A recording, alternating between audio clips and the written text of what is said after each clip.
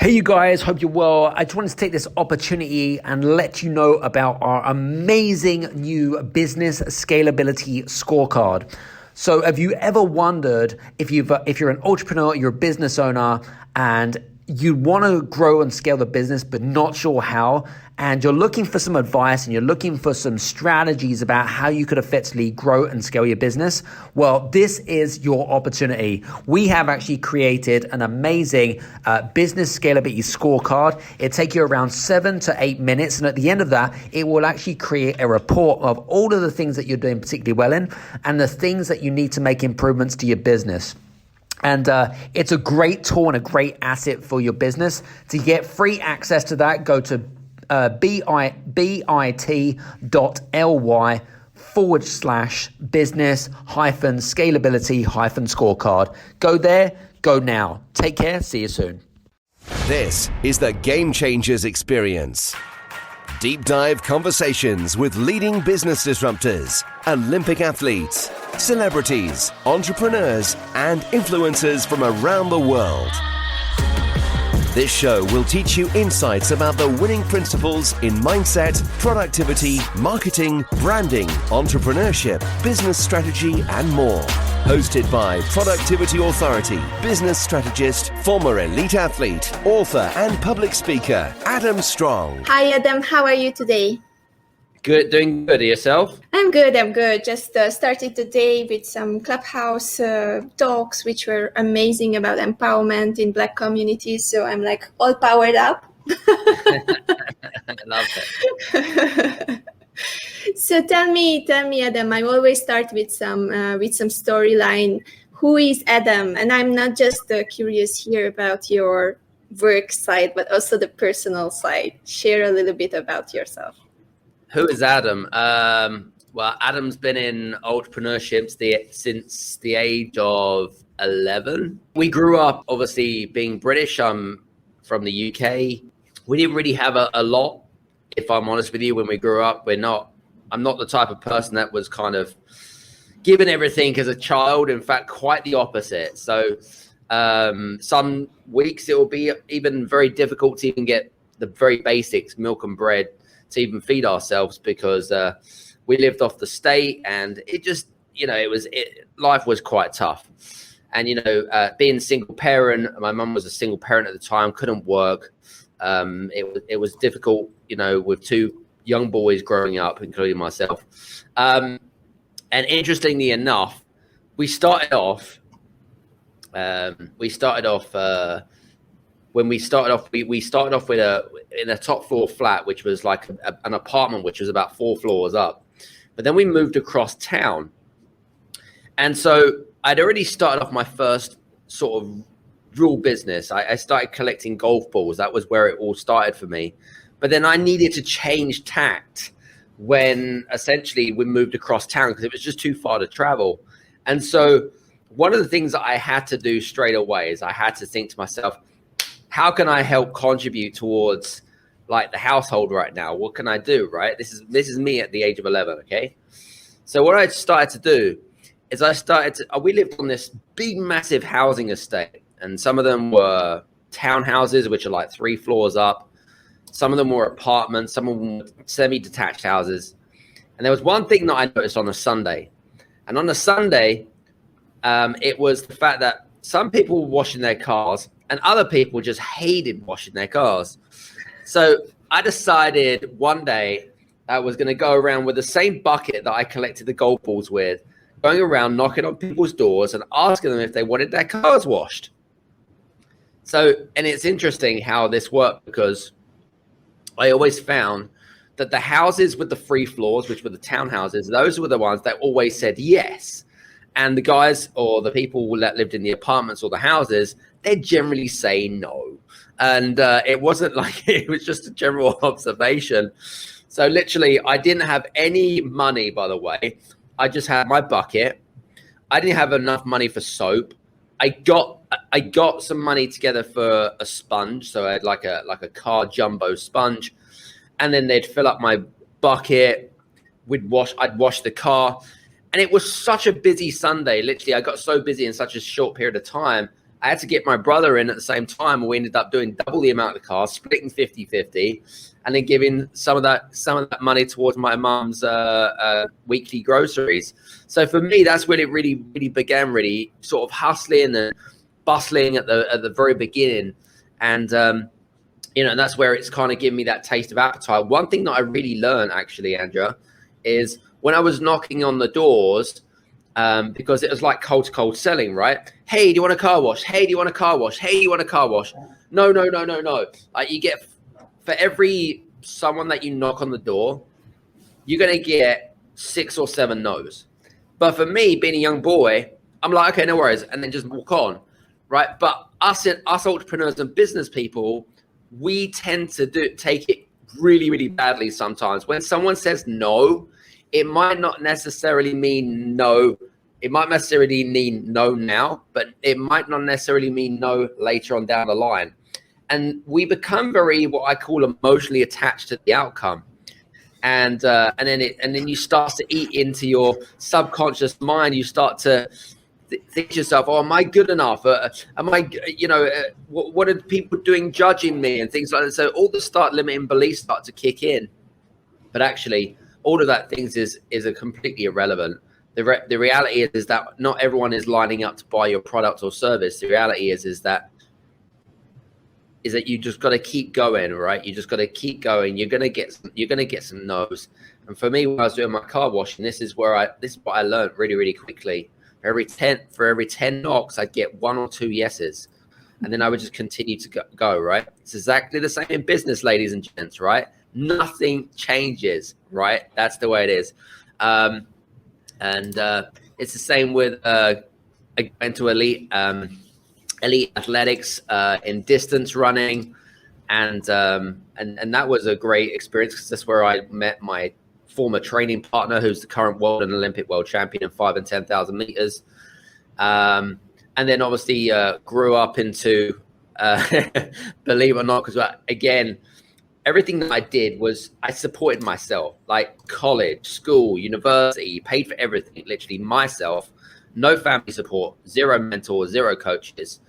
So I had to go out and really kind of, I wouldn't say fend for myself, but really kind of earn the right to be able to move forwards, really. So, I'm enjoying life. I'm here in the Mediterranean, and, I love what I do, and I love working with entrepreneurs and 6 to 7 figure professional business owners in helping them to establish in order to help them to establish more around values-driven, purpose-driven, fun, impactful businesses. That's what we do. That's what we create. Cheers.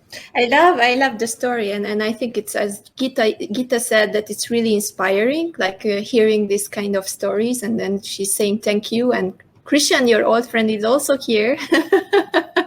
She's following you, so she's also tuning in. Hello. And Sridona is also here. So thank you very much for everyone who is tuning in.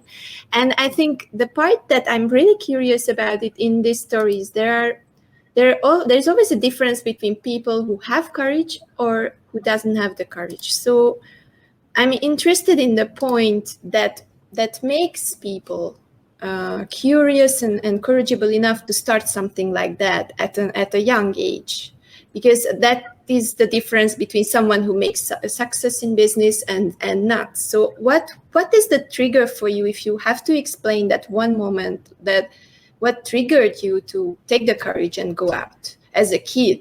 Like, what's the motivation behind? Well, the question is you have to ask yourself is, what have I got to lose? That's the only question you have to ask yourself is, what have I got to lose? I've got everything to gain and everything to lose. If I don't do this, okay, then what are the consequences? Well, nothing changes. If I do move forwards and I step out of my comfort zone, then guess what? Things could potentially change. Doors could potentially open. The universe could reward me, whatever it might be. But you got to kind of look at it and weigh it up here, rather than rather than giving yourself excuses or BS about trying to talk yourself out of it. Because really, the only way that you can move forward and learn and grow is by getting yourself out of the comfort zone. That's the only way you can do it. I think that's a great tip to just to what do you have to lose? There are other people in many other kind of situation, which is much worse than yours. So just go out there and try it and do it. And we say, try and fail in Hungary. Exactly. Go and, yeah. And I really love your background as an athlete, as a dancer. I'm really resonating with this part of yours. Tell me, what did you learn from being an athlete? What did it give you as an entrepreneur, as a person? How did sport and athletics make your life more fulfilled? Yeah, it's a great question. I actually started off in athletics. Believe it or not, I wouldn't say I was bad at sport, but I would say I was an average Joe, right? I wasn't particularly great. And it was purely because I was asthmatic. So, every time I did something like running, I would have I'd have an asthma attack or something like that, So something happen, something bad would happen to me. I wasn't conditioned to think like that. But within 6 months of training and persevering, my asthma completely disappeared. And so, what did that give me? Well, I also lost my hair through alopecia at the age of 10, which was the year before I started athletics. So, as you can imagine, as a young kid, confidence is king, right? And it's the same in business, right? The more that you do something, the more confident that you become. Okay, it's a bit like if I ask you to do 20 press ups a day, right? Generally, most people aren't very good at press ups at the beginning, but then after weeks of perseverance, you might start with 5, then you increase to 6, and you increase to 8, and so forth. As you start to do that, your body starts to get conditioned, right? And it's exactly the same with athletics. Firstly, it gave me increased confidence, right? Confidence as a person, confidence to stand up for myself, and confidence to just not take shit from anybody else. Because I was bullied a lot as a kid. So that's the first thing. Secondly, persistence, right? You've got or what I like to call it tenacity, right? So the ability to be able to, if you're being knocked down time and time again, right? Okay, it's the ability to be able to get back up every single time. Now, on most occasions, once you get knocked down that many times, some people give up, right? And then they go back to what they know best, which is go back to a job or whatever it might be. But persistence. But the biggest thing I would say is this: your mindset. Because if you don't have a springboard, if you don't have a foundation to condition a mindset, okay, to be able to take things forward, okay, you're just not cut up to be. If anyone tells you, you know what, Andrea, running a business or being an entrepreneur is easy, I call that BS, because I can tell you now, apart from parenting as well, because I'm a parent, running a business is the second hardest things you will ever do in your entire life. And if you want to earn your first 100,000 US dollars, it's one of the most hardest things that you can potentially do. First 100,000. Between 100,000 and a million, it's a bit easier. And then when it gets to a million, it then starts to struggle again. And that's where these cycles really, really kick in and things like that. But listen, mindset was that. And then the last thing I think for me is self-discipline. So habits, if you look at all the different habits of successful entrepreneurs and athletes, they're the habit of discipline. They've developed the habit of discipline, of being able to just get their head down, get super laser focused, and get GSD, as I like to get stuff done, right? And we're in May? We're in May now, which is kind of crazy, just how time flies by. We've completed so much stuff. Our team has just flown like there's no tomorrow. And we've created this culture of like excellence within our business. And people feel empowered to just get on with things without being told that it's not good enough or whatever it might be. But generally, that's what we're about. So I hope that answers your question. No, that's perfect. That's perfect. I guess if I have to share my side of dancing, it's the same discipline, all the resilience, keeping up endurance, systematic thinking, improvising. There are so many things that you learn from all these sports, be it any kind of sport, right? Which makes you stronger physically and then mentally also, and gives you a mindset. Like you see a coach in front of you who is pushing you, so you will always have this mindset of growing, that you want to grow, you are curious to grow, just because it's happening to you every single time when you go to train. So I really encourage people to follow Adam also, and just be an athlete or be a dancer or be anyone who does some regular sports, even running. Jeg is also running, so she's saying that she was a marathon runner till the age of 42, and she got a lot from that, and I can see it on her, because she's so energetic and so committed and so disciplined when it's about assignments and anything. So you can see it, how she performs.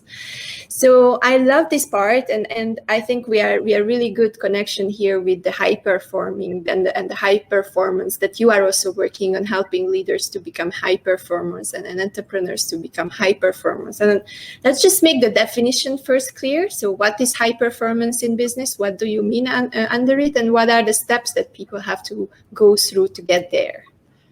Yeah, high performance to me is essentially being able to achieve your potential. That's what I see as people call it peak performance, peak potential, right? So that to me, that's what high performance, right? It's being able to excel in what you do, have passion for what you do, because passion is really, really important. Because if you have more passion, you have more love, you have more alignment, and your values are more concrete, right? So you live by those values every single day. And so, that to me is what high performance is. It's something which is created through excellence in what you do, okay? Like for me, in what we do in our business, with our team, I only hire A players. I never hire B players, C players. I only hire the best of the best, because otherwise, if I hire B or C players, it's going to take them more time, it's going to cost me more money, and it's going to slow me down. And for me, speed is the currency, right? Speed and trust. Those are the two forms of currency that we have today. Speed of execution. So you need to be able to execute quickly and fast. And then 2, trust, because we live in the digital world as such, and you've got to be able to, the question is not about how can I sell more? The question is not about why are people not buying my products? That's not the question. The question is, how can I increase the speed of which I can develop trust with my key audience? That's the question you have to ask yourself. So that's what high performance is. And then what was I going to say? There was another question I think that you asked. Can you rephrase the question again, the second part? Yes. So after we know already what is high performance, peak performance, so what are the steps in short that people have to go through to get there? Yeah. So the steps to creating high performance is, number 1, make sure that you are living by your values. Okay. Everyone knows what their values are generally, but making sure that you're aligned to your values, but you're living by them and you're not compromising them. Super, super, super important. So that's the first thing. Secondly, just make sure that you've got some decent goals, right? And for me, what's important is that I didn't bring it with me, but I've got what they call a business blueprint. That's for my business, but also personal goals. You have personal goals and you have business goals, right? So I have personal goals with my spouse and my family. A vision for that, and then I have a vision for my business, and then and any other projects that's going on. So that's the second thing. Thirdly, for me, energy, right? I'm a real big thing into energy, right? If I turn up with high energy like I am right now, okay, people are attracted to energy, okay. People love, there's enough negativity out there, right? Just switch on the TV and you'll see it, okay? Or listen to the radio, you'll hear that. People are attracted to high energy output people because they breathe confidence, you know? So for me, like when we're doing stuff together, even on our podcast, even on our YouTube show, even when we're delivering a program, I make sure that the energy levels are sustained at a high level. So energy is super, super important. And I would say the last thing for me is getting into the zone. So athletes are extremely good at getting into the zone. What do I mean by getting into the zone is complete and personal to you, right? So what I mean by getting in the zone is basically, if you can imagine, and it's I'll try to describe it the best way I can, but the zone is essentially a place where not only are you super focused, but you have the ability to be you. You have the ability to give as much value without expectation, but you're really enjoying what you're doing, if that makes sense, right? And you're super focused. Let me give an example. If I'm a sprinter, okay, and I'm on the track and I'm ready to race and 200-meter sprint or whatever it might be, I'm going to be looking down the lanes, right? I'm going to be looking down the running track. I'm not going to be aware. I don't care what's going around with me. There's just too much noise and distraction. Exactly the same as running a business. Way too much noise and distraction out there. So you've got to get yourself in that zone. We just actually completed my third published book this week. And I tell you what, if I didn't get up and do the early mornings, if I didn't persevere, we've been a co-collab book with some other people, and bringing people together can be very, very challenging. But if you don't have that self-discipline, then you just don't get stuff done. So really important to get that. But that for me, those are what I call the intricacies of high performance. I think it's a great point for Geeta, because Geeta was saying that that's her problem also, that she's not disciplined enough, and she gets so sidetracked very easily. And I have to say that, today we are so much disrupted by everything else around us. We are pushed to be online everywhere. We push to just produce all these tremendous amount of content, and in the meantime we are forgetting about caring about what matters, the business itself, and the structure and the strategy and the steps and the action and just to implement what we learn. So people go to hundreds of webinars and workshops and everything, and they don't implement what they learn. They don't sit down and pace down and then do what it takes. So I really appreciate this feedback, Adam. And what came to my mind, and I wanted to ask from you, is the flow. You remember from Csikszentmihalyi, it's a very important thing to be in that flow. And as a dancer, I'm experiencing it every time when I'm on the floor, because you just don't realize the time is passing by. You are just in that right moment. So have you experienced the flow, or is it very similar to the flow that you were talking about when you were exercising?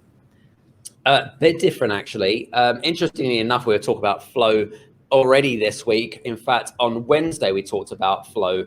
I was interviewing a chap, a good friend of mine, one of our co-authors, and we were talking about flow momentum, and we were describing what flow meant. And so flow is the ability to be able to go without resistance, right? So it's a bit like if you're going downhill on a bicycle, right?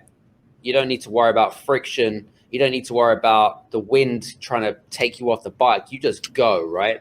So for me, flow is about being able to move into the zone where you are basically super focused on a specific project. This is what flow to me is. And then I can go super fast because I'm so super pumped about the vision that I'm effectively making it happen, right? That's what flow is. That's what momentum is. And I'm then energized through I'm energized basically from the achievements that and let me give you an example. We, last year we did a huge summit, massive online summit. First one ever, like huge one. 31 speakers, 31 days, 7 weeks from idea to execution, 2,000 people, 2,100 people went through that. But I was in free flow state. The reason I was in free flow state is because I was enjoying what I was doing. It was bloody hard work, don't get me wrong, but I was loving every minute of it. Literally, because it's a bit like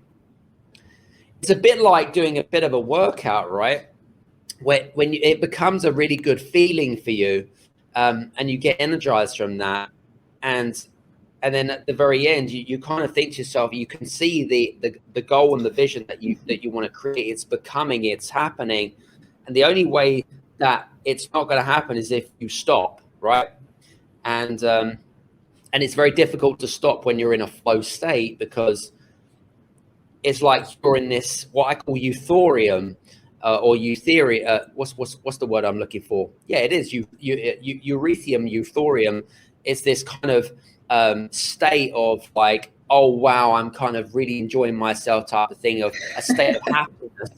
Do you know what I mean? It sounds like I'm kind of smoking something or whatever it is, but it's but it's literally like a state of happiness where effectively, you're so aligned to what you're doing and you're giving so much back. And for me, when we create stuff like that, and it's always free, by the way, is we love to give back. Like, it's one of our core values. We love to add value to people, but we have zero expectation from people, and that's a really important part, because if you expect from other people, like if I expect something to come off the back of this, like, then I'm going to be very disappointed.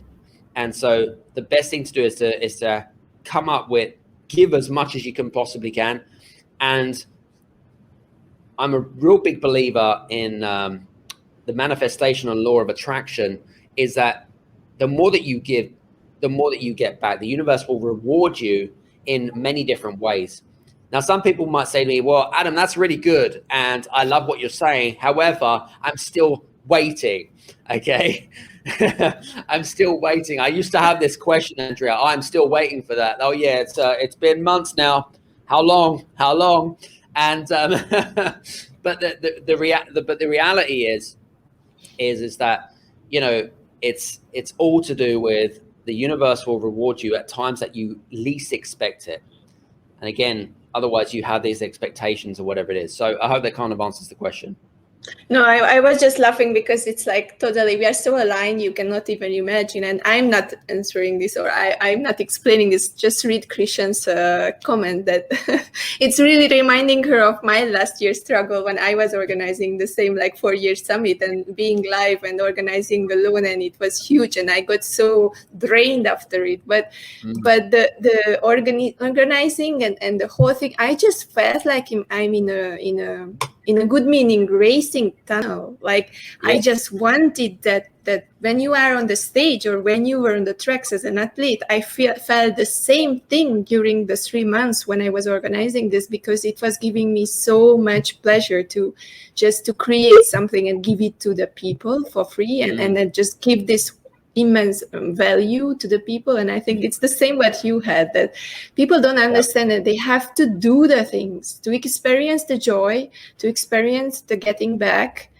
You have to do it. You cannot wait. You cannot just stand and say someone else will do it and then you join in, because it's not the same feeling when you accomplish something, and it's giving you so much power after it when you manage to do it, right, Adam? True.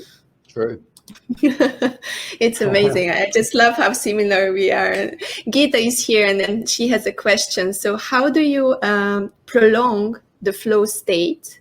So she's saying that she's going in and out it, and how do I not let negative things bring me down and stop the flow state? That's her question. Yeah, it is a good question, actually. And I think the first question you have to ask yourself is, you have to develop what I call perceptual awareness. And what do I mean by that? It's basically, so if I'm in a state of flow, right, Gita? If I'm in a state of flow and say halfway through whatever it is that I'm focusing on, whatever that might be, I get distracted or whatever it is.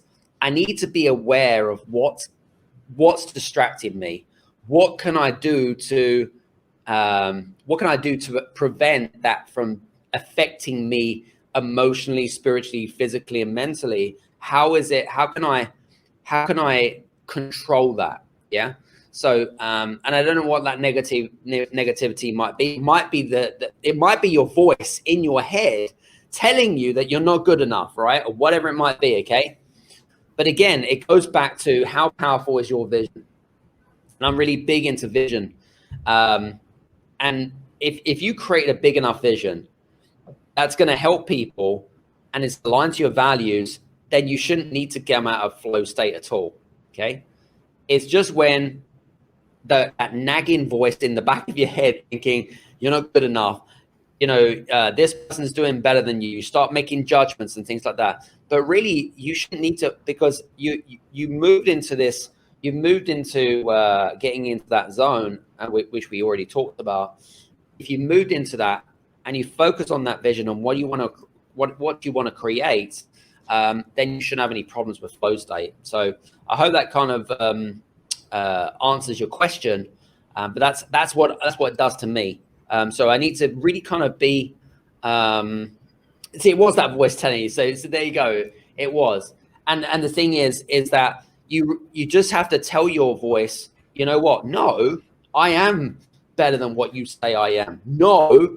And it's like kind of this, it's a bit like playing devil's advocate, right? You've got one person saying, oh, yes, you can do it, Gita. Yes, you can do it. Then you've got the other person saying, no, you can't do it. No, you can't do it. And it's kind of this like battle between the two.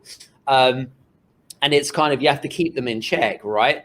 But the reality is that the other thing is, well, which really worked for me in the early stages is I kept on conditioning my mindset. And one of the best things that I did, actually, I use YouTube videos, right? So there was this thing where I typed in, and I did this particularly when I was working out in the gym and stuff. I typed in the best motivational video ever. And there'll be these like mixture of athletes, Hollywood stars, celebrities, and things like that, right? And they'll be speaking to me in a way, in a soft and a high tone voice, and a mixture of, it'll be like Rocky Balboa or whatever it is, telling me, yes, you can do it. Yes, you want to do it. Yes, yes, yes.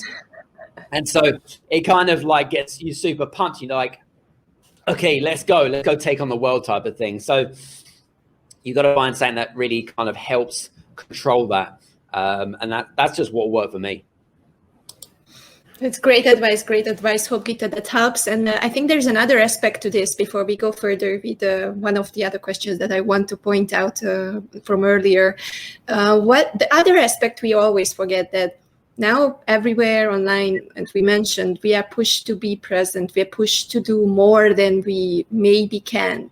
So it's really important to do quality and focused work according to your own level of capacity, right? What do you think about this, Adam? Because I feel that people are pressured to do much more than a normal human being is capable of. And people saying Alzheimer's is just crashing back because in the 30s already of the people, just because technology is overwhelming us. So how can people set boundaries and still keep energized and have that flow? Yeah, again, goes back to your core values at the end of the day.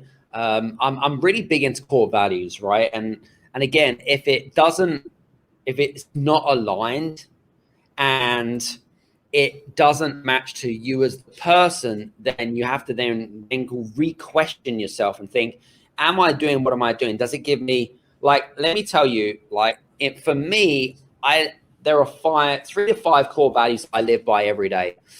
And so if they don't match what I do in terms of my activity and my output every day, then generally I'm not going to be the A player. I'm not going to come up with excellence. I'm not going to be it with high energy. I'm not going to be passionate and love and alignment, all of that great stuff.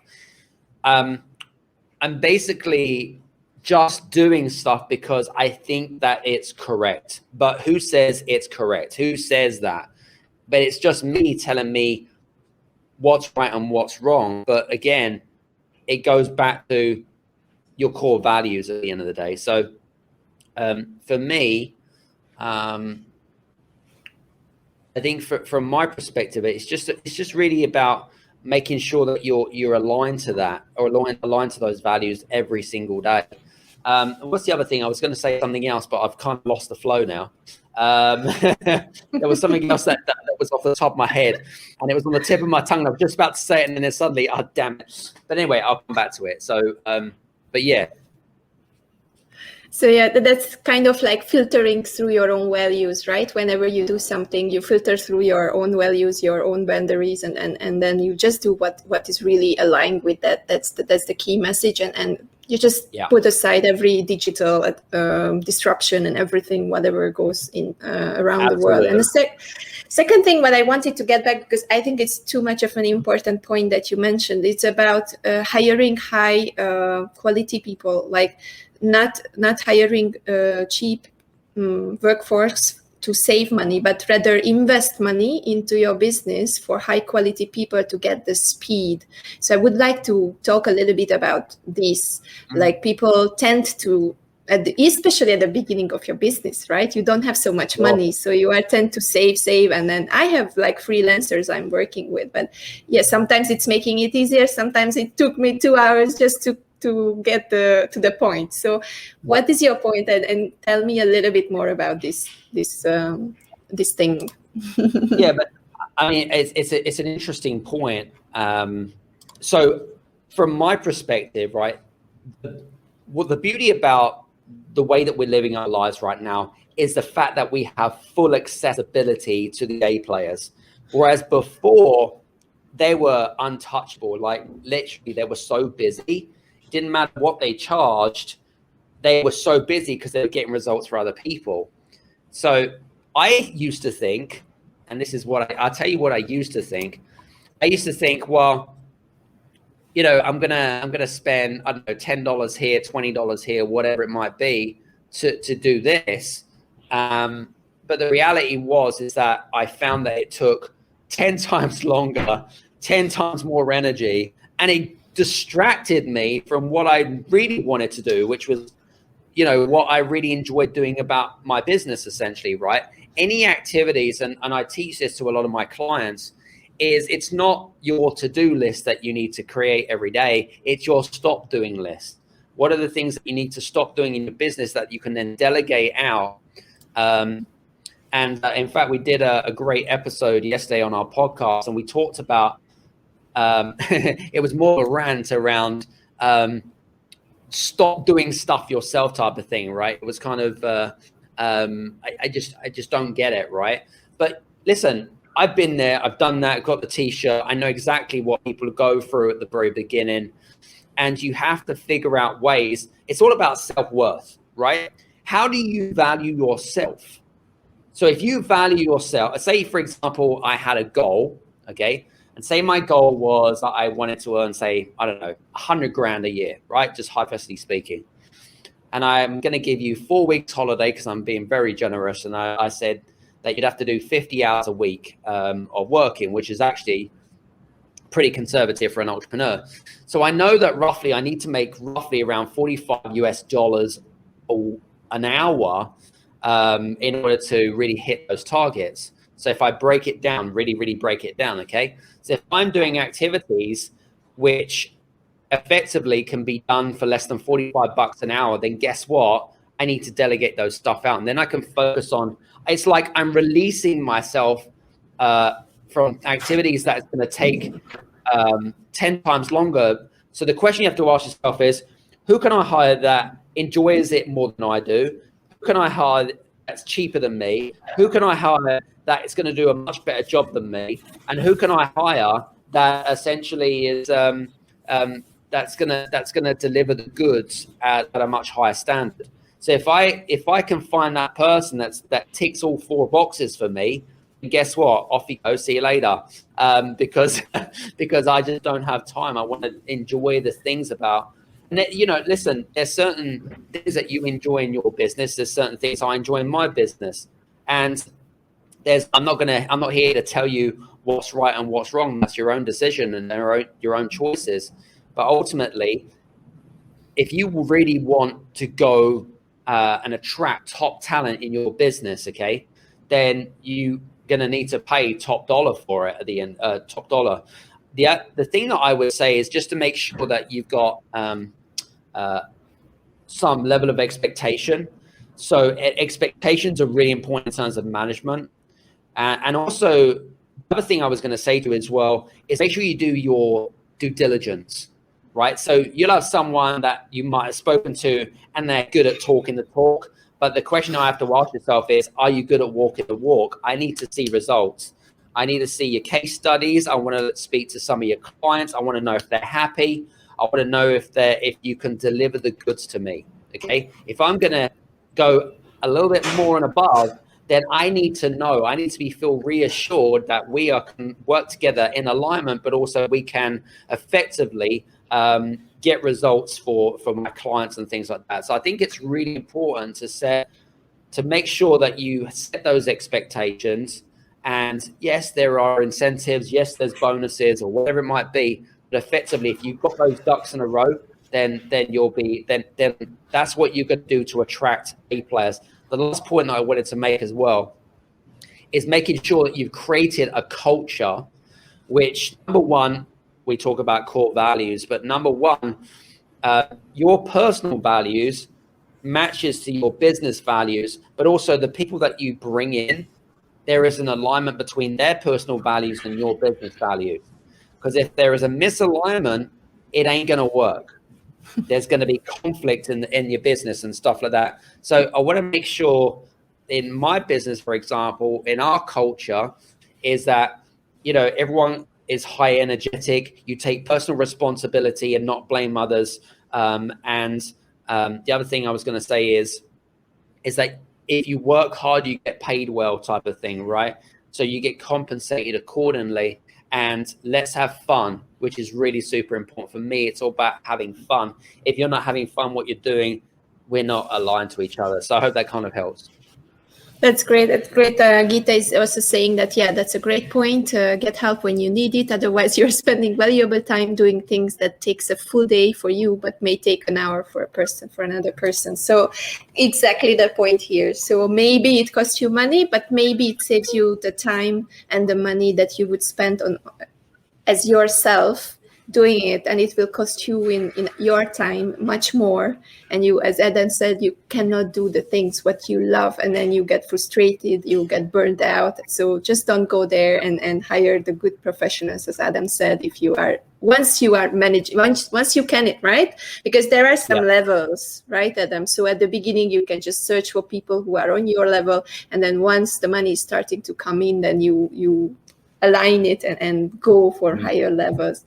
So really, really good advice here. So before we go further on with discussing different topics about all the other things that you do, because there are so many things, can you mention a little bit about your podcast and where can people listen to you, so that if they love what you say, then they can follow you and listen to your advices and ideas? Sure. Well, believe it or not, our podcast, which is called The Game Changers Experience, I believe our wonderful friends in Malaysia, I think it's our third biggest market, believe it or not. So thank you very much to everyone that listens in. It's on all the main podcasting platforms, Apple, Google, Podchaser, Spotify, etc. Go to the Game Changers Experience podcast. I believe we're coming up to episode 91. So we've been going since June of last year. We do 2 episodes a week. We have an interview on a Tuesday, and on a Thursday we tend to have a solo episode. And we've actually been we're actually in the top 3% in the world now. I believe there's now 2.3 million podcasts now, which is insane. But effectively, we're in the top 3% globally now, which is fantastic. So we have a lot of listeners over in Malaysia, in India, some in the Philippines as well, and also in the UK and the US. So, it's fun. I enjoy it. It's great. We have a great marketing team as well. So, so you're welcome to come and have a listen to some of the great episodes in there, and listen. Some of the people on there that we've just done some great interviews with are absolutely at the top of their game, from New York Times best-selling authors to Olympic athletes, gold-winning athletes, all the way through to senior authorities, major leaders, thought leaders in their businesses. So yeah. So today, listeners or the audience, go and follow Game Changers Experience podcast with Adam Strong and learn a lot. And I think it will be so inspiring, just as this talk today. So let's go further. Adam, you are awarded as the best man supporting women. How did this happen? I'm so supporting men who are helping women to be heard. So tell me a little bit about this. All right, so good question, really. So interestingly enough, there's a story behind this, because there's always a great story behind something. So back in 2014, 2015, something like that, about 6-7 years ago, we was actually working in the corporate well-being space, okay? And so we would go into companies, would help them to increase their productivity and their employee engagement in their business. That's what our goal was, right? And we did it from a holistic lifestyle well-being perspective, okay? So it was looking at not just your physical health, but it was looking at your nutrition, it was looking at your mindset, many different things. So we basically created different stuff, yeah? And so one of the things that we really got stuck in our business was lead generation, like getting your foot into the doorway in the corporations was a real challenge for us. And basically, one of the things that me and my coach at the time came up with is we decided that in order to really get into the spotlight, okay, we needed to get access to the decision makers. And so you can't just walk into someone's office and say, "Excuse me, can I see the boss, please?" They'd be like, "Make an appointment. I've got 2 months waiting list." It's just not going to happen. So you have to then think to yourself, well, who has access to those individuals? Well, generally, it's the personal assistants or the executive assistants of those companies. So one of the things that we did is we created a association, and we called it the Association of Extraordinary PAs, because with a PA or an EA, generally they're the dog's body of the company. Okay, they do everything and anything. They generally know most things operationally, and they're generally the backbone of a company, but they're not recognized in the same ways as maybe a senior manager or someone like that. So we wanted to create a association, which we then did some monthly events where we got sponsorship, and generally a hotel or a hospitable venue would then provide us with the venue and some food and drink. Believe it or not, we actually didn't pay anything for those events. We got major sponsorship purely because we were bringing in targeted clients for the hotel. We would give them a platform to be able to get them exposed to potential clients. And then what would happen is that we would develop a relationship over time with that individual. And then they would then introduce us to their boss, right? And then that's how we then effectively got our leg in the doorway. And obviously, it's the only one of the very few industries in the world which is mainly females, believe it or not. Okay, you don't get really many male-dominated executive or personal assistants, but it's a female-orientated industry. And so it was just a really great thing. And so the reason why I got that award is purely because we were empowering women more in particular. But number two is that we were facilitating a series of events that would help them learn and grow themselves, increase their confidence, and being able to increase their self-value more than anything else. Self-worth and self-value. If you've got those two things, you then combine that with increased confidence, and then you can say, "Do you know what? I'm worthy. I can actually take your job. I can fulfill the role of the senior management role and go for it." So that's what it's about, and that's how the award kind of took place, and that's why we continue to support women as we go along. So, well, in name of the women, I really appreciate this, first of all, because I love to elevate people who are not in the viewers, how you say that, not in the audience or not in sight, right? So it's really good when underrepresented groups get someone who is elevating them, like the PAs, because they just do amazing works. Right? I saw powerhouse ladies doing so much work for communities, for companies, and they are never mentioned. It's like I always say that, oh, who built this road? Because the road builders, they never got like appreciation for building us these roads, which are making it possible for us to commute around the countries, right? It's just there are simple jobs which makes our life like possible, because otherwise we couldn't just do anything, and we don't appreciate. It's the same like the frontliners. Now they are appreciated that because they are nurses and doctors, but before you don't appreciate them. You have to have a situation to elevate and lift them up. And I think one or two things that I found very powerful in this, what you told just right now, is the gatekeepers, like getting leads and getting connections and networking. This is really important to keep like really good relationships with the gatekeepers. Absolutely. Right? 100%. So that's something, it's really important if you network. And the other one is the appreciation. So give appreciations to everyone, whoever you meet, because you never know how your relationship will elevate and how you can help each other in the future. So these are amazing points, Adam, and thank you for that. So Gita is also saying super innovative association of women PEs. So she's also appreciating it. Let's go further. You are also doing impact work. Now all around the world, impact hubs are popping up like little mushrooms and trying to help people who want to have some purpose, like businesses. And I heard a lot of people talking about changing the whole ecosystem and creating all these impact hub based kind of existence of people as a society. So why do you think it's so important to create purpose-driven companies, and what makes them more impactful? Yeah, well, there's two questions there. Now the first question is why purpose-driven companies or organizations, right? Well, so statistics have now proved that, and I quoted this in my new book, is that companies that are more purpose-driven actually are more profitable than those that are not.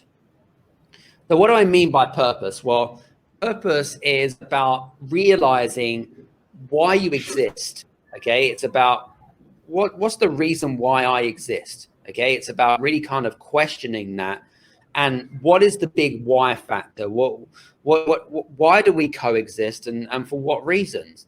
And what's the end result for people? So if you can really understand the purpose in you as individuals and as you as business owners, and how they align together, what that's going to do is it's going to increase your profitability twofold, because I see a lot of, especially smaller businesses and entrepreneurs, is they are wearing way too many hats. They are trying to do everything and serve everybody, become completely overwhelmed and not knowing when to say no. Okay, really, really important. So for me, there is a lot of strong evidence to say that, you know what, purpose-driven companies, something which is, if you're more, the question you have to ask yourself is, if I feel like I have a purpose in the globe or in the world, if I am more aligned, I'm going to love what I do, I'm going to be more passionate at what I do, I'm going to be more energetic with what I do, then guess what? I'm going to earn more money purely because, and naturally, not forcefully, but naturally, I'm going to earn more money. My company is going to earn more money. That is the way it works. And there are some great examples of that. For example, with Whole Foods, with Nike, even the big corporations have embraced the power of purpose. And you can see that their profitability is just they're right up there. So I hope that kind of answers your question.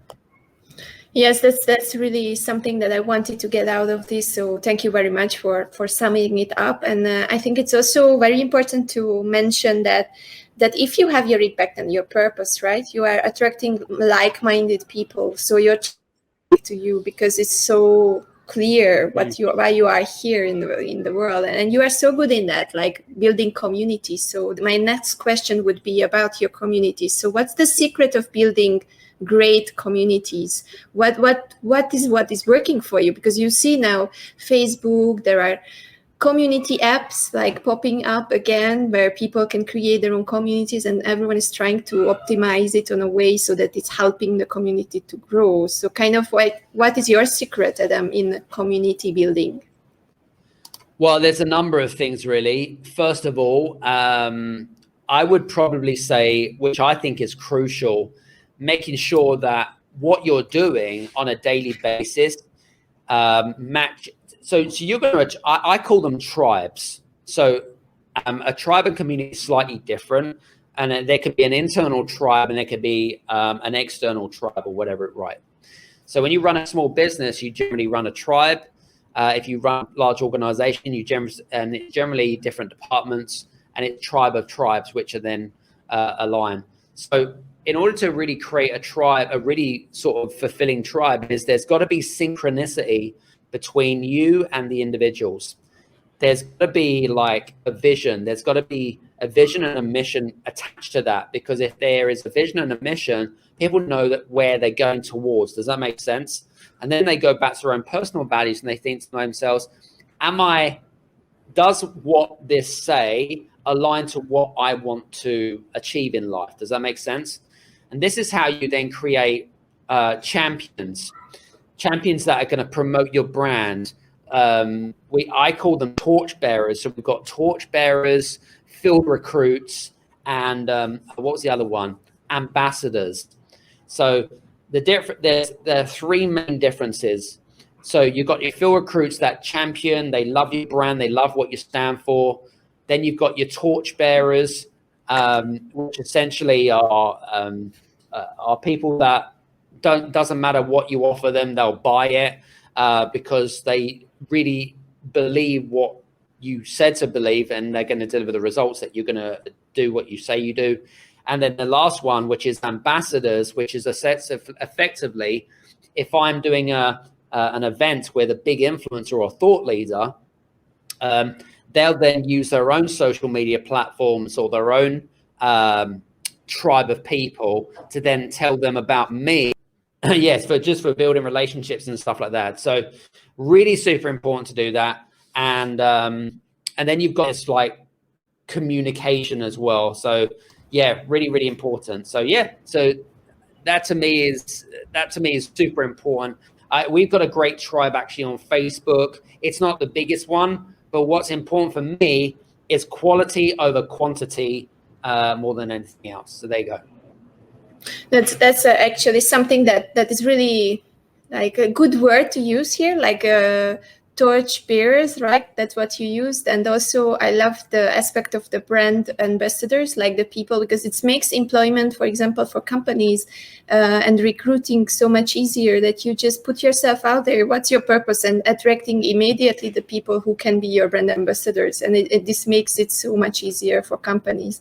And the third thing, when you find like-minded people, like brand ambassadors, it can help you to spread the word about your own things and the activity, and together you will reach a wider audience, right? So that's really, really important.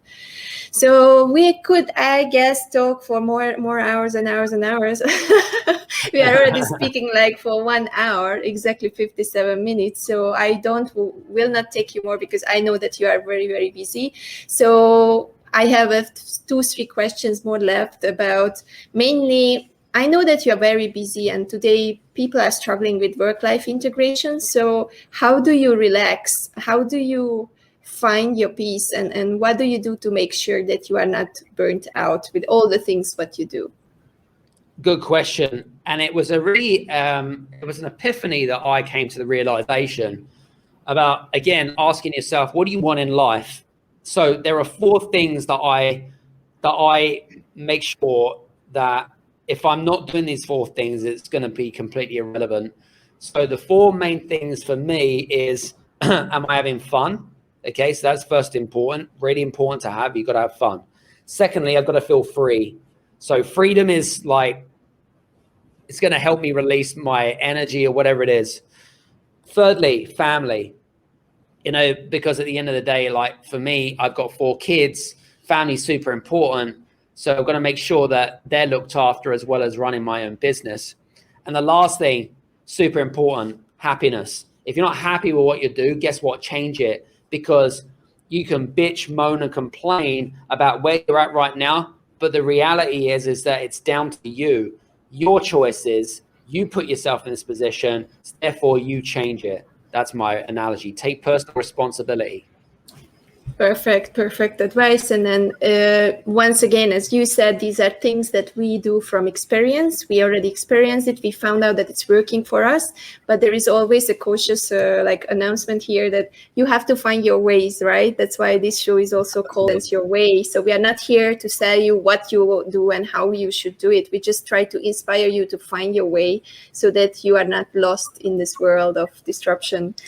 And the last thing I think I would like to tell to you and to ask a little bit, we didn't really talk exactly about what you do. So this is kind of like the place where you could explain what you do and how and why can people turn to you as an expert. So tell us about your profession a little bit and some call to actions. What can they do after this call if they want to reach you?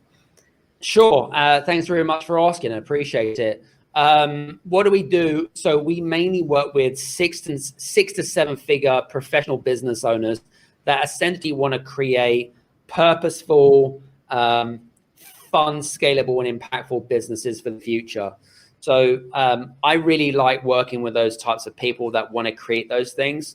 So that's essentially what we do. We have a year program, which is an accelerator program, which we're actually doing right now. And we're going through those. We've got some great modules. And at the end of that, the whole goal is for people to increase their profitability and grow their business. That's the goal for the program. We've actually got a great tool that I think you guys will really enjoy. We've actually got a great scorecard that I just think is a great tool. It's about 40 odd questions, 35, 40 questions and thereabouts. Really simple questions, yes, no answers. But at the end of that, you get a free report. And what I love about this is that it gives you a tool which is tangible that you can go away and you can think to yourself, you know what? This is definitely something that I can go away with. That it's a working document, and then I can work towards improving my scores in particular areas. So we look at 5 different areas, from clarity to identity to monetization. I can't remember all of them, but anyway, there are 5 key areas, and those are the 5 key areas that you need in order to create a more fun, purposeful, and scalable business. So I'm just trying to think of what the URL is now. Oh, that's right.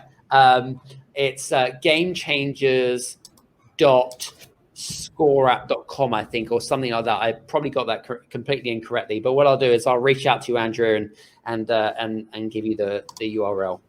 Yeah, just give me the URL and I will put it in the comments on YouTube and on Facebook, so people can reach you directly from the comments if they watch it later.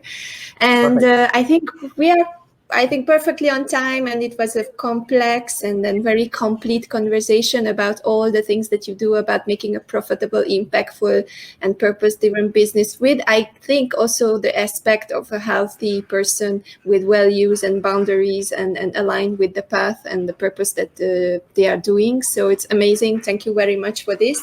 And we always say goodbye with a final message to the audience in 2021. Everyone is struggling. Everyone is anxious. So what's your uplifting message here at the end of the show for the people listening to us? Implement, take action, don't sit on the fence, make